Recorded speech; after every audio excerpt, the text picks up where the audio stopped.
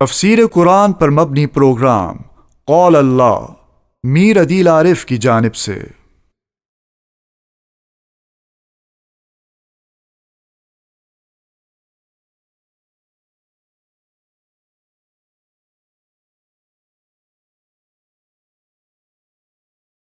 اعوذ باللہ من الشیطان الرجیم، بسم اللہ الرحمن الرحیم۔ نحمده ونصلی علی رسولہ الکریم، اما بعد، اعوذ باللہ من الشیطان الرجیم، بسم اللہ الرحمن الرحیم۔ قال الملأ من قوم فرعون إن هذا لساحر عليم يريد أن يخرجكم من أرضكم فماذا تأمرون؟ قالوا أرجه وأخاه وأرسل في المدائن حاشرين يأتوك بكل ساحر عليم۔ وجاء السحرة فرعون قالوا إن لنا لأجرا إن كنا نحن الغالبين۔ قال نعم وإنكم لمن المقربين۔ قالوا يا موسى إما أن تلقي وإما أن نكون نحن الملقين۔ قال ألقوا، فلما ألقوا سحروا أعين الناس واسترهبوهم وجاءوا بسحر عظيم۔ وأوحينا إلى موسى أن ألق عصاك فإذا هي تلقف ما يأفكون، فوقع الحق وبطل ما كانوا يعملون، فغلبوا هنالك وانقلبوا صاغرين۔ وألقي السحرة ساجدين، قالوا آمنا برب العالمين رب موسى وهارون۔ قال فرعون آمنتم به قبل أن آذن لكم إن هذا لمكر مكرتموه في المدينة لتخرجوا منها أهلها فسوف تعلمون۔ لأقطعن أيديكم وأرجلكم من خلاف ثم لأصلبنكم أجمعين۔ قالوا إنا إلى ربنا منقلبون۔ وما تنقم منا إلا أن آمنا بآيات ربنا لما جاءتنا ربنا أفرغ علينا صبرا وتوفنا مسلمين۔ صدق اللہ العظیم۔ برادران محترم، میرے عزیز دوستوں، بزرگوں اور معزز سامعین، یہ سورہ اعراف کا 13واں رکوع ہے۔ جیسا کہ میں عرض کر چکا ہوں کہ 2 رکوع پہلے سے ایک اور نبی کا قصہ شروع ہوا ہے، اور وہ قصہ حضرت موسیٰ علیہ السلام کا ہے۔ حضرت موسیٰ علیہ السلام اللہ تعالیٰ کے پیغمبر ہیں، اور اللہ تعالیٰ کے وہ پیغمبر ہیں جن کو اللہ تعالیٰ نے کلیم اللہ بنایا ہے۔ جس وقت یہ حضرت موسیٰ علیہ السلام بنی اسرائیل پہنچے تبلیغ و دعوت کے لیے، تو وہاں پر ایک بہت ہی انتہائی عیار اور متکبر آدمی کی حکومت تھی، اس کو فرعون کہا جاتا تھا۔ جیسا کہ میں نے پچھلے رکوع کے اندر آپ کو بتایا تھا کہ اس کا نام تھا منفتاح، اور اللہ تبارک و تعالیٰ نے اس کو پھر اس تکبر کی وجہ سے یہ سزا دی کہ اس کو اللہ تعالیٰ نے غرق کیا سمندر میں، اور حضرت موسیٰ علیہ السلام کو حکومت عطا فرمائی۔ تو حضرت موسیٰ علیہ السلام جس زمانے میں تشریف لائے تھے اس زمانے میں جادوگروں کا بڑا زور تھا۔ حضور پاک صلی اللہ علیہ وسلم جب تشریف لائے تو اس زمانے کے اندر شعر و شاعری اور بلاغت کا زور تھا۔ حضرت عیسیٰ علیہ السلام جب تشریف لائے تو اس زمانے میں طب اور ڈاکٹری کا بڑا زور تھا۔ تو حضرت موسیٰ علیہ السلام کو اللہ تبارک و تعالیٰ نے، چونکہ اس زمانے میں جادوگروں کا زور تھا، تو جادوگری کے اندر اور سحر کے اندر اللہ تعالیٰ نے کمال عطا فرمایا تھا۔ دو چیزیں اللہ تعالیٰ نے ان کو عطا فرمائی تھی، ایک ید بیضاء اور دوسرے ایک لاٹھی، عصا جس کو کہا جاتا ہے۔ قرآن کریم میں جگہ جگہ اس کا تذکرہ آیا ہے۔ تو یہ دو چیزیں اللہ تعالیٰ نے حضرت موسیٰ علیہ السلام کو عطا فرمائی تھیں، اور یہ دونوں چیزیں ایسی تھیں کہ جن کی وجہ سے فرعون کے درباری اور فرعون کے جادوگر کے بڑے بڑے جادوگر تھے، ان جادوگروں کا ایسا قلع قمع ہوا کہ انہوں نے خود کہہ دیا کہ قالوا آمنا برب ہارون و موسیٰ، جیسے کہ اس رکوع کے اندر جو بھی میں نے آپ کے سامنے پڑھایا آ رہا ہے ترجمے کے اندر، کہ وہ کہنے لگے کہ ہم ایمان لائے جو کہ حضرت موسیٰ علیہ السلام کا رب ہے اس پر، اور حضرت ہارون علیہ السلام کا رب ہے اس پر ایمان لائے۔ اے فرعون، تیرے پر ہم ایمان نہیں لاتے، کیونکہ تیرے پاس تو کوئی چیز ہے ہی نہیں۔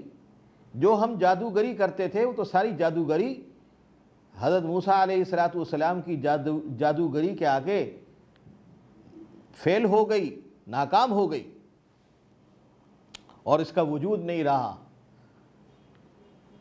تو جس زمانے میں حضرت موسیٰ علیہ السلام تشریف لائے تھے اس زمانے میں جادوگری کا بڑا زور تھا، ہر طرف جادوگری تھی۔ ہر شخص جو کام سیکھتا تھا اس کے اندر جادوگری کا فن ضرور ہوتا تھا، اور کوئی جگہ ایسی نہیں تھی کہ جہاں پر جادوگری نہ ہوتی ہو۔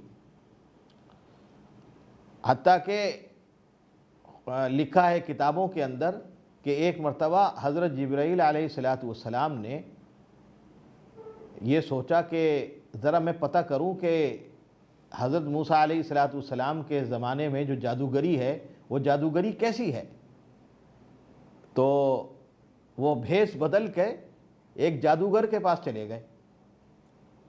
یہ قصہ مجھے یاد آ گیا، کچھ دنوں کے پہلے میں نے کہیں پڑھا تھا، تو پھر میں نے سوچا کہ چلو آپ کو بھی سنا دوں کہ حضرت موسیٰ علیہ السلام کے زمانے میں چونکہ جادوگری کا زور تھا، تو حضرت جبرائیل علیہ السلام جو افضل الملائکہ ہیں، تو انہوں نے سوچا کہ ذرا پتہ کروں کہ جادوگری کیسی ہوتی ہے اور کیسے لوگ کرتے ہیں۔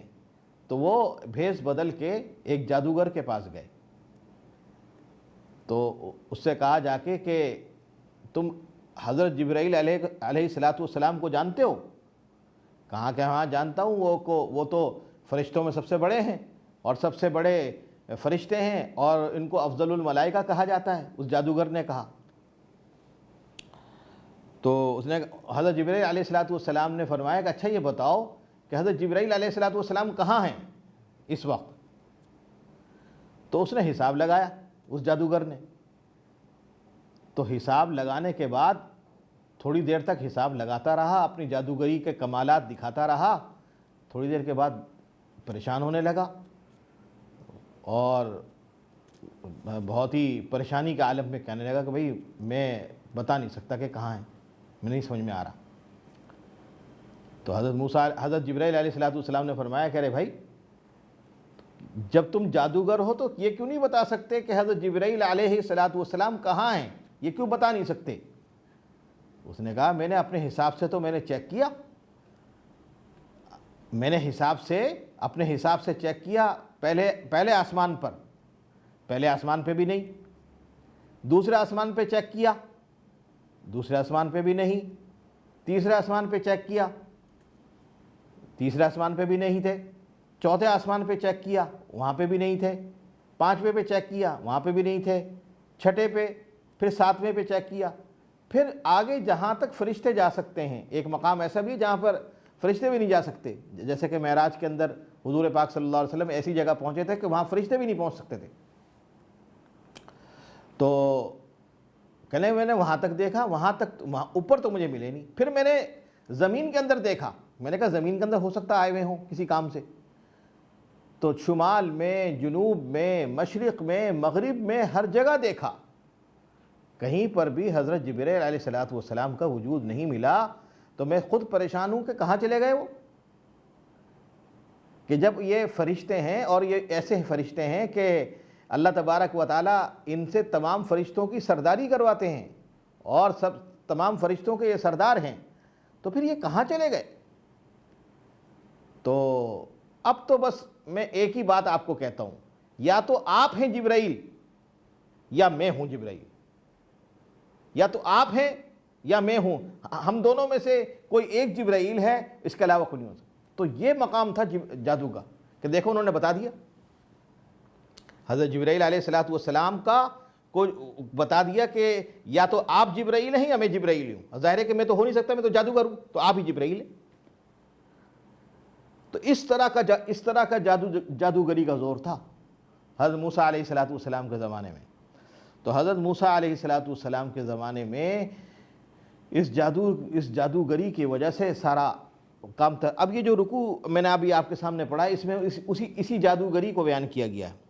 فرمایا کہ کہا سرداروں نے فرعون کی قوم کے کہ بے شک یہ تو بڑا جاننے والا جادوگر ہے اور یہ چاہتا ہے کہ تم کو نکالے، من ارضکم، تمہارے سلطنت سے نکالے، فماذا تأمرون، اب تم بتاؤ کہ ہمیں کیا حکم کرتے ہو۔ تو وہ لوگ کہنے لگے کہ وہ جادوگر کہنے لگے کہ ایسا کرتے ہیں کہ ان کو ذرا تھوڑی سی مہلت دے دیں اور چلے جائیں یہ کہیں اور اپنا کام کریں، اور آپ ایسا کریں کہ پورے مقامات پر اعلان کروا دیں کہ ہر جادوگر اپنے تمام کمالات کے ساتھ آ جائے۔ تو سب سے پہلے جو جادوگر ہیں وہ سارے کے سارے آئے فرعون کے پاس اور کہنے لگے اچھا ٹھیک ہے، ہم یہ کام کرنے کو تیار ہیں، ہم حضرت موسیٰ علیہ السلام کی جادوگری کا جواب دینے کو تیار ہیں، لیکن یہ بتاؤ پہلے کہ اِنَّ لَنَا لَأَجْرًا إِن كُنَّا غَالِبِينَ، کہ ہمارا کیا اجر ہوگا، ہمیں انعام کیا ملے گا، ہمیں انعام کیا ملے گا اگر ہم غالب ہو گئے۔ تو فرعون کہنے لگا کہ بھائی سب سے بڑا تو آپ کو انعام یہ ملے گا کہ آپ میرے مقرب ہو جاؤ گے۔ ظاہر ہے کہ کسی کا مقرب ہونا بھی ایک بہت بڑا کمال ہوتا ہے، بادشاہ کسی کو اپنے قریب کر دے اور اس کے اوپر انعامات کی بارش کر دے تو یہ بھی ایک بہت بڑا انعام ہوتا ہے۔ تو وہ کہنے لگے کہ اے موسیٰ، اما ان نلقی و اما ان نکون نحن الملقین، یا تو آپ اپنا جادوگری پہلے شروع کرو گے یا ہم پہلے شروع کریں۔ تو حضرت موسیٰ علیہ السلام نے فرمایا کہ بھائی تم ہی ڈالو پہلے۔ چنانچہ انہوں نے جب اپنی جادوگری شروع کی تو لوگوں کی آنکھوں میں دھوکہ ڈالا اور بڑے سے بڑا جادو جو ہے وہ لے کر آئے۔ چنانچہ جادو کیا لے کر آئے؟ جادو یہ لے کر آئے کہ رسیاں لے کر آئے تھے بٹی ہوئی، جب انہوں نے اس کو کھول کے نیچے ڈالا تو وہ چھوٹے چھوٹے سے سانپ بن گئی، اور وہ اس طرح جیسے سانپ چلتا ہے اور آگے بڑھتا ہے ڈسنے کے لیے، اس طرح آگے بڑھنے لگے۔ تو اسی کو فرعون نے کہا ہے اور اسی کو قرآن کریم بلکہ قرآن کریم کہہ رہا ہے، قرآن کریم کہہ رہا ہے کہ وَجَاءُوا بِسِحْرٍ عَظِيمٍ، بڑا جادو لے کر آئے، وہ بڑا جادو۔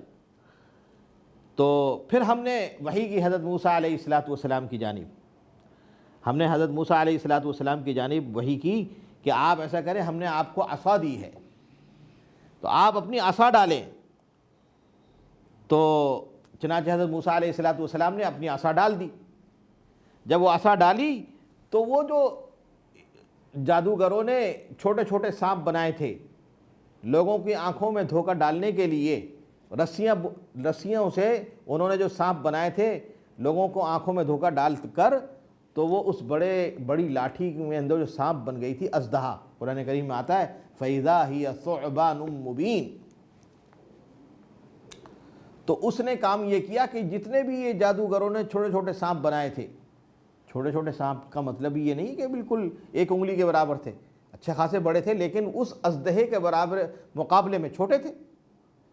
لہذا ہوا یہ کہ انہوں نے ان کو نگلنا شروع کر دیا۔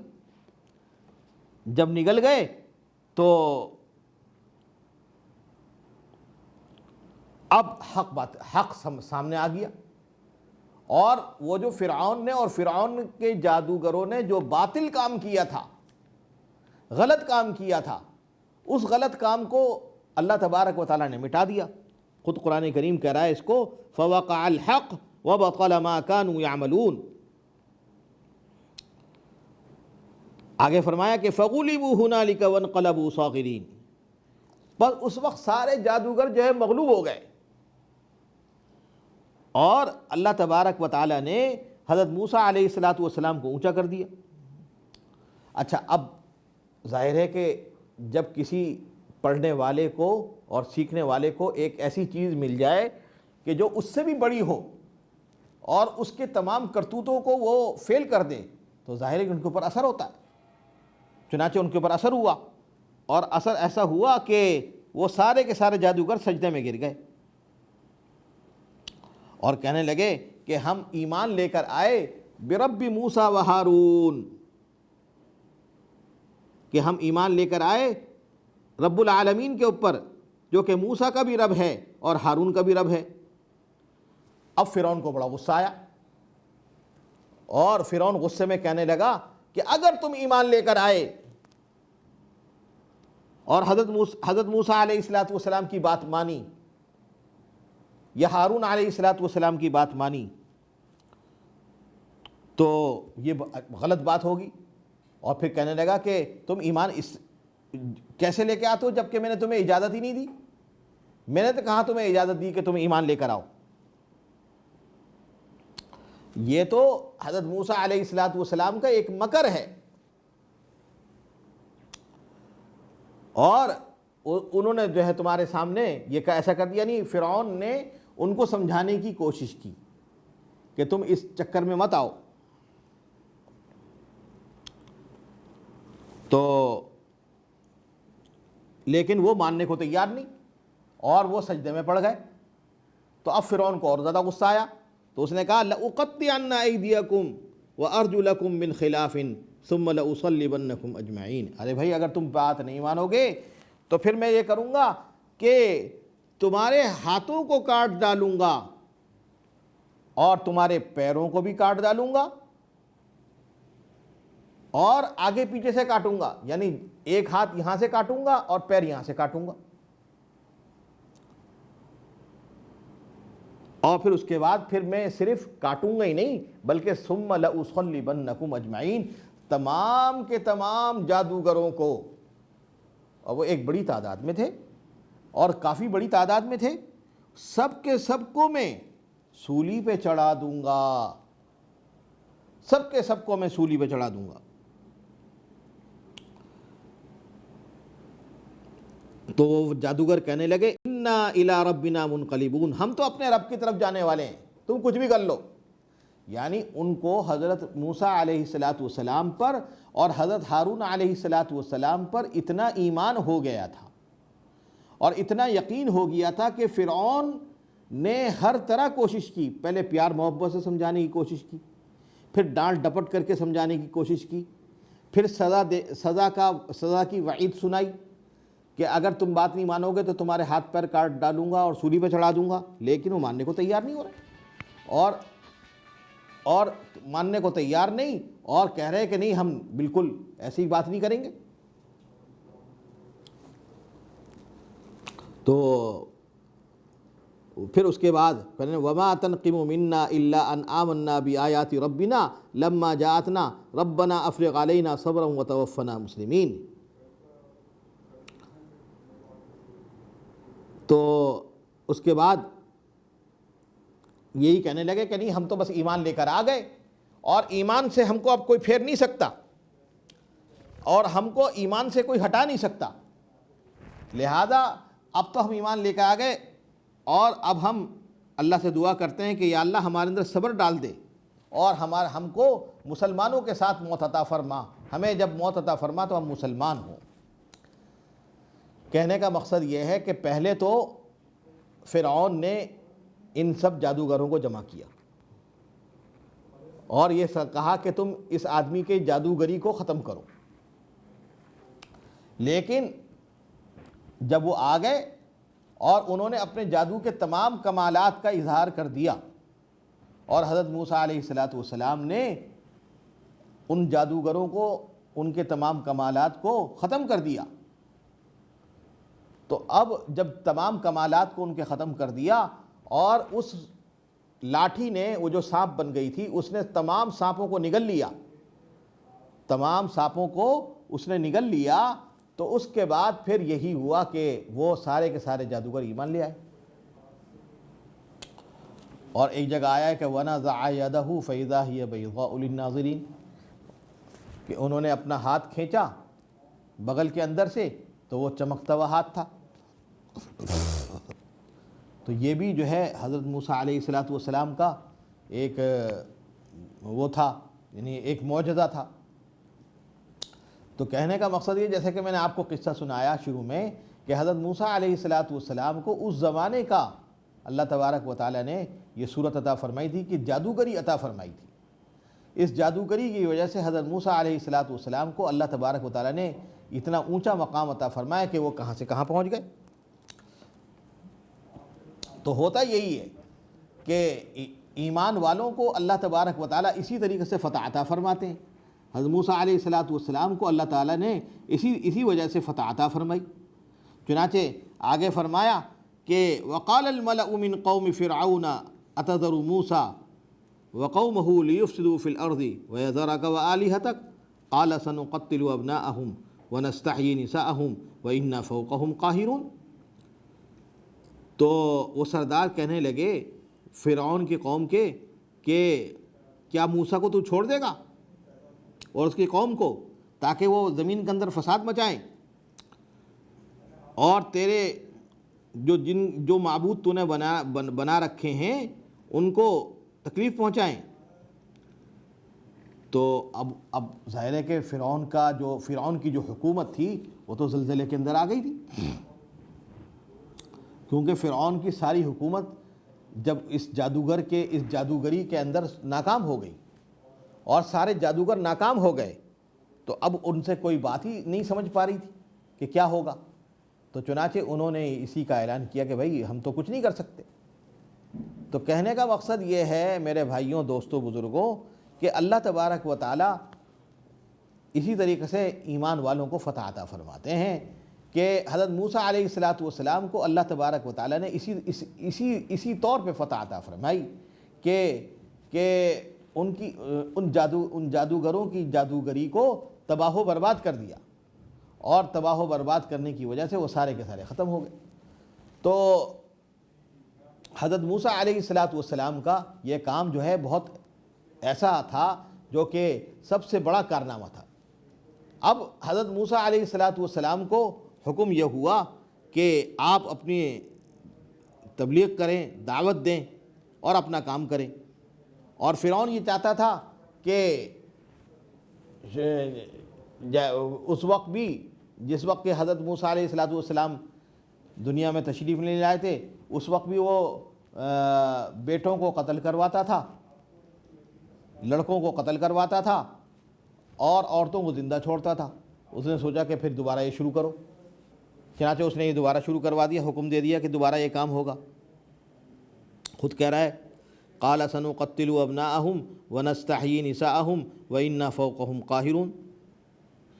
اب حضرت موسیٰ علیہ السلام نے اپنی قوم سے کہا، اچھا قوم بھی کہنے لگی دیکھیں اب پہلے بھی یہی ہوتا تھا جب آپ تشریف نہیں لائے تھے کہ اس وقت بھی ہمارے کتنے لوگ، کتنے بچے ہمارے ضائع ہوئے، اور اب پھر دوبارہ جو ہے یہ چکر شروع ہو جائے گا، تو لہذا اب آپ بتائیے کیا کریں۔ تو حضرت موسیٰ علیہ السلام نے فرمایا کہ بھائی اللہ تعالیٰ سے استعانت پکڑو اور صبر کرو، بے شک اللہ تبارک، زمین جو ہے اللہ کی ہے، وارث چاہتا ہے جس کو بنائے۔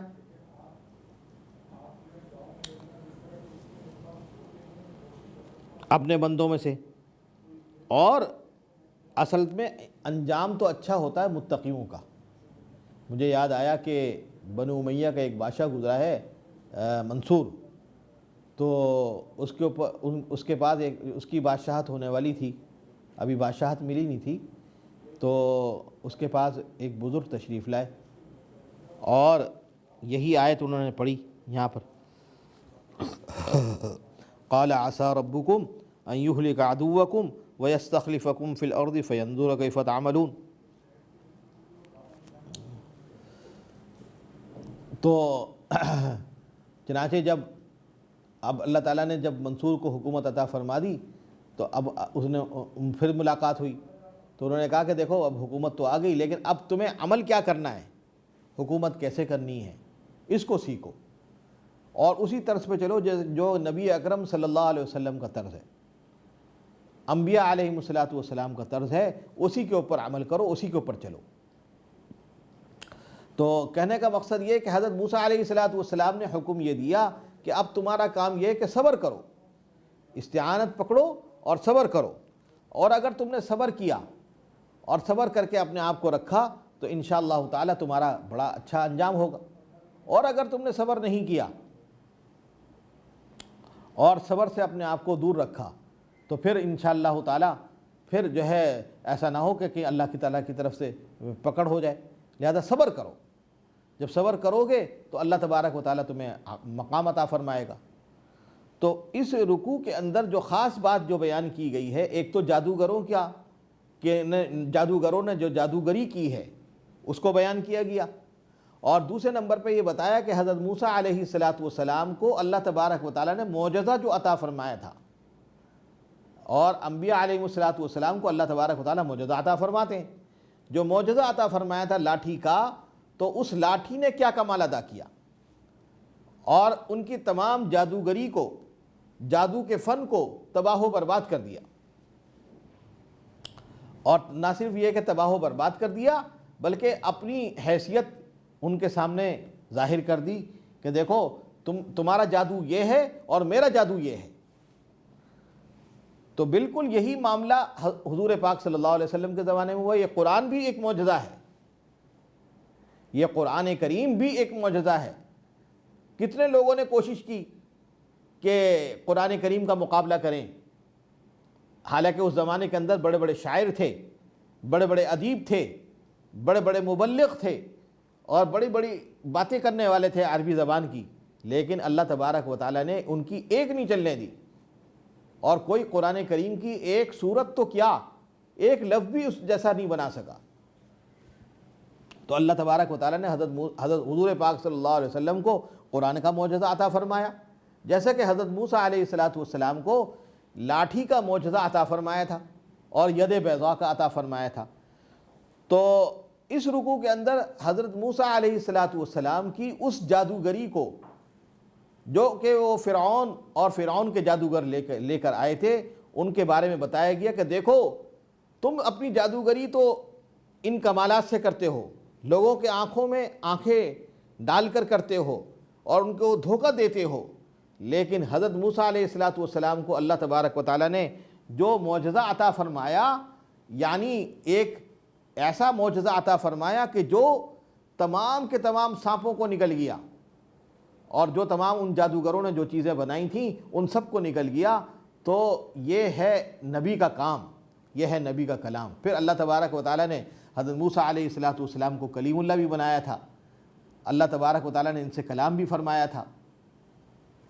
تو اس رکوع کے اندر ایک تو اس جادو کے بارے میں جو کہ ان جادوگروں نے کمال کے ساتھ کام کیا تھا، اور فرعون نے تمام جادوگروں کو جمع کیا تھا حضرت موسیٰ علیہ السلام سے اور حضرت ہارون علیہ السلام سے مقابلے کے لیے، اس کو اللہ تبارک و تعالیٰ نے ناکام بنایا، اور حضرت موسیٰ علیہ السلام کا جو معجزہ تھا وہ معجزہ ان کے اوپر غالب آیا، اور اسی طریقے سے دوسرا کام یہ کیا کہ وہ جو جادوگر تھے جتنے، اور وہ کافی بڑی تعداد تھی، ہزاروں کی تعداد میں تھے، وہ سارے کے سارے جادوگر ایمان لے کر آ گئے۔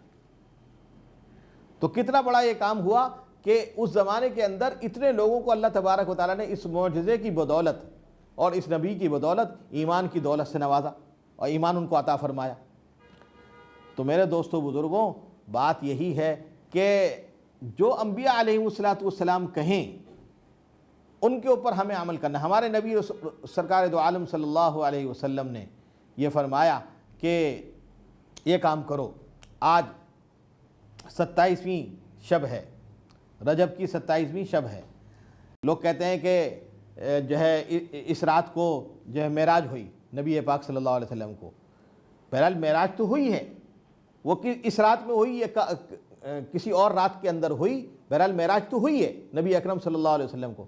لیکن معراج کے وقت میں اللہ تبارک و تعالی نے حضور پاک صلی اللہ علیہ وسلم کو جو چیز عطا فرمائی وہ کیا چیز تھی؟ وہ تھی نماز۔ آج یہ بتائیے کہ اس نماز کے اوپر عمل کرنے والے کون ہیں؟ کتنے گھر ہیں کہ ان کے اندر بے نمازی موجود ہیں؟ کتنے علاقے ہیں کہ ان کے اندر بے نمازی موجود ہیں، حالانکہ حضور پاک صلی اللہ علیہ وسلم کے امتی ہیں۔ اور الصلاۃ معراج المؤمنین، نماز مومنین کا معراج ہے، اس کے باوجود ہم نمازوں کے اندر کوتاہی کرتے ہیں۔ تو ہم کو در حقیقت نبی کی بات ماننی چاہیے۔ ہمارے نبی نے یہ بیان کیا کہ اول چیز نماز ہے۔ اسلام کافر اور مسلمان کے درمیان جو مابین الفرق ہے وہ نماز کا ہے۔ باقی کام تو وہ بھی کرتا ہے، حج وہ بھی کرتا تھا، روزے وہ بھی رکھتا تھا کافر، اور صدقہ و خیرات بھی کرتا تھا، لیکن نماز نہیں پڑھتا تھا۔ تو نماز اللہ تبارک و تعالی نے اسلام میں اور کفر کے درمیان یہ فرق رکھا ہے، تو نماز کے معاملے میں کوتاہی نہیں کرنی چاہیے۔ اللہ تبارک و تعالی ہم سب کو ان تمام معاملات کے اوپر عمل کرنے کی توفیق کامل عطا فرمائے۔ وآخر دعوانا الحمدللہ رب العالمین۔ تفسیر قرآن پر مبنی پروگرام قول اللہ میر عدیل عارف کی جانب سے